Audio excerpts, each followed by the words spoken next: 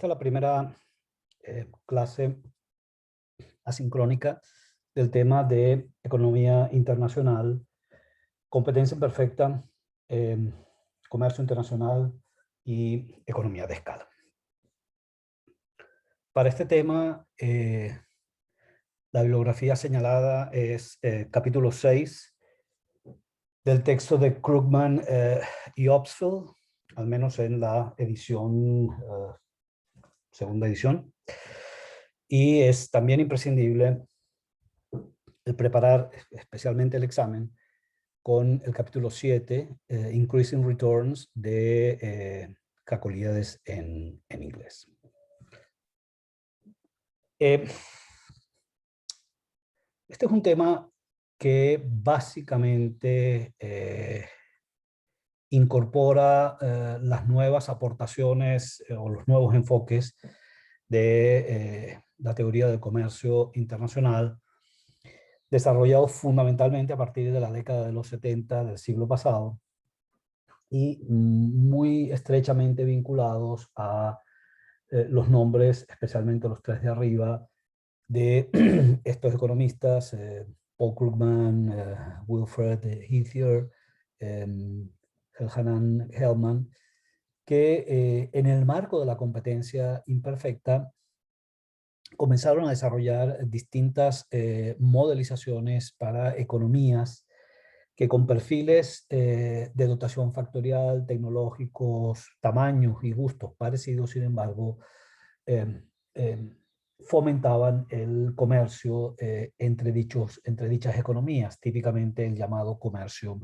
intraindustrial, es decir, un comercio vinculado a familias de productos con alta sustitución, elasticidad de sustitución cruzada, y donde el tamaño ampliado de esas economías permite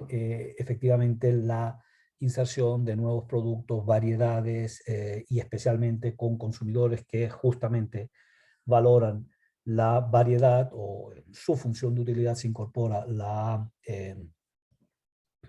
disponibilidad de distintos tipos de productos diferenciados, hace que sea un comercio ya no fundado en términos causales en la abundancia factorial, como Hechter-Holling, o en los diferenciales de productividad, sino economías muy parecidas, inclusive con vectores de precios también relativamente muy cercanos, ven en la captura de economías de escala y de economías de alcance o de enfoque la posibilidad de, con mercados ampliados, poder importar y exportar una familia bastante similar de productos. A diferencia entonces del comercio interindustrial, es decir, el comercio que típicamente se da en economías que tienen efectivamente dotaciones factoriales alejadas o distintas, este es un comercio, el intraindustrial, es un comercio mucho más parecido al que, digamos, opera a lo interno de uniones aduaneras como la Unión Europea, o entre economías muy parecidas como la de Estados Unidos y de Japón, al menos desde un punto de vista tecnológico y de dotación de capital. Vamos entonces a primero repasar el propósito, digamos, de esta primera parte, es repasar el marco teórico fundamental de la competencia imperfecta, refrescarles algunas implicaciones, hallazgos, derivaciones fundamentales de este monopolio digamos, competencia monopolística, para a partir de allí poder introducir como la ampliación de los mercados producto de la posibilidad de comerciar internacionalmente también abre paso a la posibilidad de bajar precios, a la posibilidad de incorporar nuevas variedades con distintos atributos en los productos, y por tanto a mejorar la utilidad por la doble ventaja de precios más bajos y mayor disponibilidad de variedades o de opciones de consumo para esos mercados. Entonces, bueno, lo primero es dar ese repaso sencillo, pero relevante en, en el ámbito de cómo la presencia de economías de escala, de economías de enfoque, puede efectivamente alterar no solamente la estructura de mercado, sino también dar oportunidad para el comercio internacional. Entonces, pasémonos primero por algunos de los conceptos fundamentales que vamos instrumentalmente a utilizar a lo largo de este tema. Lo primero es, bueno, recordarles que las economías de escala es una condición mediante la cual se logran reducir, al menos en un rango lo suficientemente importante de niveles de producción, los costos de producción asociados a los mayores volúmenes que se pueden colocar en el mercado. En otras palabras, es el aprovechamiento de funciones de producción caracterizadas por los rendimientos crecientes a escala. Y está dentro de la propia función de producción esa condición de costos decrecientes, costos medios y marginales decrecientes, repito, al menos en un abanico posible de niveles de producción. Por supuesto, siempre, digamos, a la larga, no pueden descender infinitamente los costos de producción. En algún momento comienzan a aparecer con firmas muy complejas problemas de reversión del ahorro de costos a incremento de costos asociado al control, a los grandes volúmenes de producción o ámbitos de operación de esas firmas. Pero en principio, esos costos medios unitarios permiten que esos costos medios unitarios a la baja permiten que no solamente se abastezca una porción creciente del mercado, sino que se haga también a precios cada vez más bajos. Y como ustedes perfectamente conocen, en el ADN de ese tipo de firmas se encuentra típicamente el monopolio denominado monopolio natural, es un monopolio, digamos, no deliberado o no asociado a jugadas o movimientos estratégicos de la firma, sino que basta simplemente que produzca y que produzca cada vez más para que a su vez las presiones competitivas sobre los incumbentes haga que, digamos, a la larga prevalezca una sola firma o un número muy pequeño de firmas en ese mercado. Por supuesto, las economías de escala que siempre se vienen a la cabeza son las economías o son los ahorros de costos de origen interno, pero como también a lo largo de este curso, al principio resaltábamos o subrayábamos, también puede ser externo el aprovechamiento de esa reducción de costos a las condiciones técnico-productivas de la firma. En otras palabras, en lugar de existir economías que son internas a la firma e internas a la industria, pueden resultar que sean externas a la empresa, pero que sean internas a la industria. Y de tal manera, el volumen de producción sumado de todas las firmas o el número mismo, el incremento en el número de firmas en una determinada industria permitiría efectivamente que cada una de ellas se beneficie por externalidades positivas desde el punto de vista, digamos, tecnológico, reducir los costos de producción. Eso, o digamos el origen interno o externo, hace que también sean compatibles estructuras de mercado de naturaleza todavía con concurrencia, es decir, de competencia perfecta o como mínimo de competencia pura, con el hecho de que efectivamente en el agregado de la industria se puedan capturar costos decrecientes y de hecho la propia función de oferta agregada de la industria pueda presentar la típica pendiente negativa que ese ahorro de costos, que esa captura de ganancias en eficiencia puede producir. Por supuesto, si el origen, digamos, de estos menores costos deviene de esa condición de externalidades o de ahorro de costos asociados o externos a la firma, es perfectamente compatible y eso es importante porque en la formalización que vamos a hacer al final de este tema de las economías de escala, vamos a fundarlas por facilidad, por la sencillez del enfoque y también por la contundencia del resultado típicamente de igualación de precios a costo marginal, es la presencia de economías que son externas o ajenas, están fuera del alcance de la empresa, pero que son a su vez internas a la industria. No es la única, digamos, no es la única condición, también solo como una nota, digamos, al pie de esta lámina, de esta página, podemos señalar que así como efectivamente esas economías o esos ahorros de costos, digamos, derivados del volumen de producción o del número de firmas de la industria, hace que de todas formas cada una de las firmas concurrentes en ese sector fijen precios a los costos marginales. También sería el caso, por ejemplo, del no aprovechamiento de la condición de monopolio que típicamente genera los modelos DEMSET, etcétera, de monopolios contestables, el famoso contestable monopoly o monopolios que son impugnables, y donde efectivamente, a pesar de que haya una sola firma, las entradas y entradas que pueden ser realmente ruinosas para la firma incumbente, en forma de guerra de precios, de captura hostil de shares de mercado, hace que ese monopolio, especialmente cuando el juego es repetido, es decir, cuando la firma tiene memoria, hace que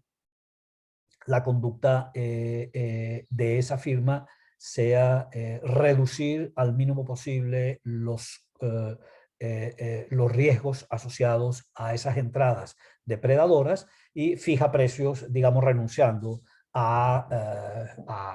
un margen atractivo, a un markup atractivo, o simplemente a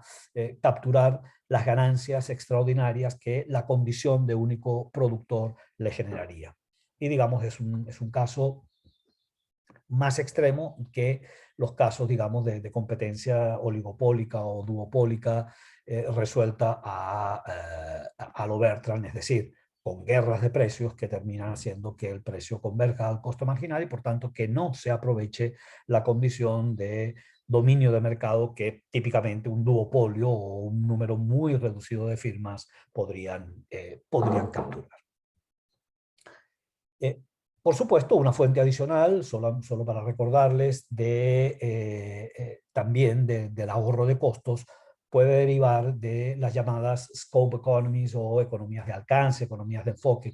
como se reconoce en esta literatura, y que típicamente ocurre cuando la sumatoria de la producción individual de cada uno de los productos o de líneas o firmas resulta ser mayor que cuando se agrupan, cuando se complementan o cuando típicamente una firma es multiproducto. Y esa condición de multiproducto permite compartir, distribuir determinados gastos, o típicamente costos fijos, costos de comercialización, desarrollo de proveedores, propaganda, etcétera, que si se tuviera que asumir una a una, en firmas monoproducto, resultaría en un agregado de costos fijos muchísimo mayor. Entonces, esa reducción de costos también puede ser una fuente relevante de competitividad que a su vez tenga consecuencias sobre la dirección y diversificación además del comercio internacional. De nuevo, en este caso es perfectamente posible que esas economías de enfoque, al ser internas a la industria, pues también generen posiciones, dominio o poder de mercado en esas firmas multiproductos. Piensen ustedes, solamente como un ejemplo, cuánto le llevó a Alimentos Polar desarrollar una red de comercialización, transporte, puntos de venta, contratos, digamos, con distribuidores, y a partir de la cual no solamente uno, sino cientos de marcas, de productos derivados de ese conglomerado industrial pueden utilizar esa misma red de distribución, o cuanto de la buena reputación del grupo, la propaganda efectuada en el pasado y la lealtad que ha desarrollado los consumidores se captura versus un nuevo entrante que tendría, digamos, muchísimas dificultades en soportar los costos y la competencia de esa firma, no solamente con muchos años, sino también con una importantísimas ganancias, producto de la subaditividad que está en la base típicamente de las economías de alcance. Pero por supuesto, digamos, en materia del comercio y tamaño de la empresa, pues una vez que se abandonan, digamos, los postulados que señalábamos antes, típicamente los mercados derivan en estructuras donde hay ciertamente poder de mercado, donde los precios no necesariamente convergen a los costos marginales, o donde los costos marginales típicamente tampoco convergen hacia el tamaño óptimo de planta, y la minimización a largo plazo de los costos medios totales de producción. Pero eso son, digamos, cosas que vamos a ver un poco más adelante. Desde el punto de vista del comercio, simplemente para ya abandonar esta fracción de la clase introductoria, esas economías de escala pueden ser cruciales a la hora de explicar la dirección de la especialización y la posibilidad de que haya comercio internacional. Y es una especialización que para nada se sustenta en el hecho de que un país sea abundante en un determinado factor que utilizado intensivamente le da alguna ventaja competitiva, o tampoco fundar, digamos, no a los hedge holdings, sino a los Ricardo, en distintas productividades de la mano de obra o distintos grados de profundidad tecnológica, la posibilidad de que haya comercio. Y per se, ya el hecho de que la apertura al comercio abra, o que la sumatoria de mercados, la ampliación de los mercados, abre la posibilidad efectivamente de hacer entradas, algunas estratégicas, otras, digamos, a la tesis Brander Spencer, otras simplemente capturando la posibilidad de que con menores precios puedas, y aprovechamiento, digamos, de la reducción de costos que te permite esa ampliación de mercado, puedas efectivamente especializarte en ese bien. Vamos entonces a pasar muy rápidamente por algunas implicaciones del monopolio, pero solo de manera auxiliar, es decir, para usar, digamos, esos hallazgos fundamentales de la teoría del monopolio puro en el uso o en la extensión a la competencia monopolística, que es, digamos, una variante híbrida de estructura de mercado que se puede parecer mucho más a la presencia de estructuras que disfrutan las firmas de economías de escala, tanto internas como externas a la firma. De manera que, digamos, repasemos los aspectos clave de la teoría del monopolio o del monopolio puro, y básicamente lo que sabemos es, digamos, lo mínimo que ustedes deberían recordar es que efectivamente, digamos, la condición monopólica supone la presencia de funciones de demanda para el monopolista en particular, que coincide o que es exactamente la representación de la función de demanda del mercado, y que esa, digamos, condición hace que efectivamente para una estructura de costos dada, aquí estamos asumiendo que este monopolio es un monopolio que no deriva de razones tecnológicas, sino de algún tipo de intervención en el mercado o de posición de dominio derivada de, no sé, de propiedad intelectual, entrega en exclusividad de la explotación de un determinado recurso, es decir, razones más bien de orden artificial, como se conoce en esta literatura, son monopolios artificiales que simplemente no están ahí solos porque sean los más eficientes, sino porque los más eficientes desde el punto de vista de los costos de producción pueden haber sido los más eficientes desde el punto de vista del lobby, pero que no disfrutan de economías de escala que haga que a la larga, digamos, sea imposible la sobrevivencia de múltiples firmas en el sector y queda, digamos, produciendo únicamente aquella que disfruta justamente de esas funciones de producción con rendimientos crecientes a escala y por tanto expulsa, digamos, hay un crowding out de firmas fruto justamente de esa condición que no comparten las mismas de reducir costos en la medida en que los volúmenes de producción aumentan. Eso hace entonces que el equilibrio típicamente del monopolio sea un equilibrio donde, por supuesto, se satisface la condición de primer orden, ingreso marginal igual al costo marginal, pero precisamente por esa estructura de mercado de un solo productor o un dominio absoluto de mercado hace que ese ingreso marginal en el punto en el que se intersecta con el costo marginal, genera una cantidad de monopolio, una cantidad de producción equivalente del monopolio, que es, una vez que lo comparáramos eventualmente con la competencia perfecta, supondría un menor nivel de producción, hay una restricción en el volumen que se lleva al mercado, que permite a su vez, con esa restricción de oferta, generar precios que pueden exceder al costo marginal. Y por tanto, digamos, para este tipo de monopolio, pues también se satisface claramente la condición de segundo orden, es decir, la primera derivada del costo marginal excede a la primera derivada del ingreso marginal, o simplemente la pendiente del costo marginal, siendo creciente, garantiza que es mayor automáticamente a la pendiente del ingreso marginal, que por condición de monopolio es típicamente negativo. Entonces,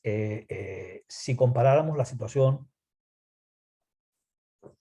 situación de monopolio con la de competencia perfecta, simplemente haciendo una transformación de estos costos como la sumatoria de los costos que todas las firmas incumbentes podrían producir en esa industria, en el caso de que fuera de competencia perfecta, pues simplemente sería equivalente a esa curva de oferta de corto plazo o al costo marginal de corto plazo. Y en este caso, entonces, simplemente, pues, donde la función de demanda total del mercado, demanda agregada de todas las demandas individuales o listas de los consumidores que concurren a ese mercado, igualara a la oferta, eso generaría un precio y un volumen transado, de vaciado de ese mercado, que excedería, en el caso volumétrico de la variable volumen,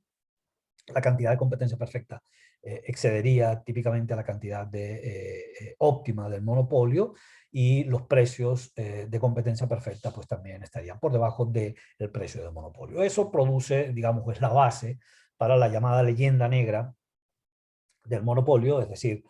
para el llamado el costo social del monopolio, que es un costo derivado no solamente de efectos redistributivos entre la firma monopólica y los consumidores, pero también derivado de pérdidas en eficiencia productiva y pérdidas en eficiencia asignativa. La sumatoria de ambas, y que no son otra cosa que efectivamente la sumatoria de estas áreas, de estos triángulos, uno derivado de la pérdida de excedente del consumidor que no captura en forma de ingresos extraordinarios el productor o el monopolio, y por el otro lado el hecho de detener antes de alcanzar el volumen socialmente, es decir, socialmente óptimo, es decir, aquel nivel de producción para el cual la última unidad producida exactamente tiene un costo equivalente al precio de reserva que el último consumidor en ese mercado está dispuesto a entregar, y detener la producción antes de este punto supone efectivamente dejar de capturar un valor superior o un precio que podría que estaría dispuesto a pagar por encima de lo que cuesta producirlo. Entonces, esa brecha entre ese precio al que está dispuesto a pagar el consumidor y lo que cuesta producirlo y que supone efectivamente el restringir la producción de esa manera, va a originar que pues también deje de ser socialmente eficiente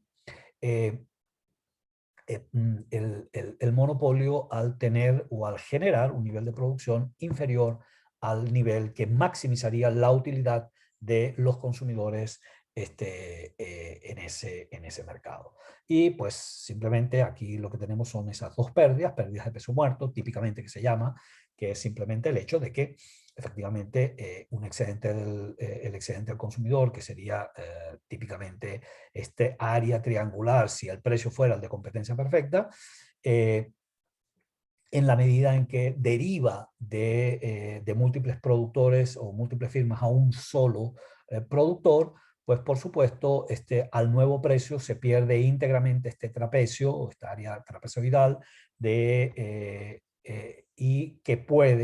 lo captura en forma de ingresos extraordinarios o beneficios extraordinarios el monopolista, pero hay una fracción que se pierde de ese excedente del consumidor y que no lo captura el monopolista, una especie de aquel juego de niños en el cual se van trasladando recipientes con agua de mano en mano y a lo largo del camino se va perdiendo parte del contenido de ese recipiente sin que ni el equipo rival ni el próximo niño que toma el mismo se capture. Una especie de tercera ley de la termodinámica o de entropía en ese proceso de constricción de la oferta y caída o reducción del excedente del consumidor. Y por supuesto hay, digamos, otros efectos en materia redistributiva. Generalmente, digamos, las rentas son más altas, no solamente a nivel del monopolista o de los accionistas de esa firma, pero también de seguramente los sindicatos o de la mano de obra que está operando en esa firma. Se reduce la producción y por tanto esa reducción tiene aguas arriba un efecto y seguramente también aguas abajo efectos de encarecimiento y aguas arriba pues contracción de la demanda que también obliga a generar recortes en el empleo factorial, de manera tal que se liberan recursos productivos que no necesariamente terminan siendo absorbidos, seguramente sí en el estado estacionario, pero no necesariamente son absorbidos en los sectores donde tendría el menor costo de oportunidad, que seguramente es aquí, pero que esa condición de monopolio termina impidiendo el uso más eficiente posible de dichos recursos productivos. Por supuesto, esta leyenda negra o este costo social del monopolio, no les voy a hablar de la leyenda dorada y cómo el monopolio a los Schumpeter es una fuente de innovación, de crecimiento, etcétera, sino que con base en ese costo social del monopolio, pues el Estado típicamente ha regulado primero prohibiendo, después controlando precios, controlando la tasa de beneficio, etcétera, etcétera, y digamos más modernamente bajando las barreras de entrada, fomentando la entrada, digamos, la entrada de nuevos incumbentes en ese sector, de manera tal que típicamente la antitrust, la ley antitrust de los Estados Unidos, hoy en día básicamente ha derivado en la mayoría de las legislaciones modernas de fomento de la competencia en justamente eso. En lugar de ser leyes antimonopolio, son leyes pro competencia o para favorecer la entrada y una mayor presencia de incumbentes en una determinada industria. Este monopolio, o digamos estas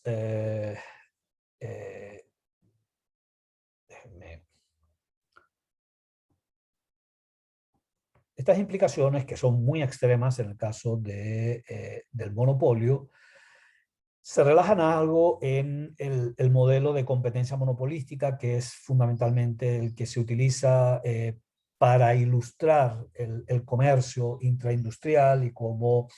la ampliación de los mercados, etcétera, fomenta esa presencia de diferenciación del producto. digamos, toma algunas características, algunas propiedades de esa estructura de mercado monopólica, pero amplía, y por eso es digamos, un modelo, el modelo original Chamberlain, el modelo Chamberlain de competencia monopolística, era ciertamente un modelo híbrido, señalándose simplemente que, que son estructuras de mercado caracterizadas por productores de marca o básicamente de publicidad para diferenciar la marca, que tenía un determinado nicho donde él solo podía producir, pero había un conjunto de adyacencias, de firmas que producen productos muy, muy, muy similares, y que básicamente la única diferencia entre firmas era la publicidad o el empaque. Esto evidentemente ha evolucionado hacia los mercados que ustedes ven en Micro 3, que son mercados por diferenciación del producto, diferenciación que puede ser vertical u horizontal, pero sobre lo cual hablaremos en nuestra próxima videoclase no presencial.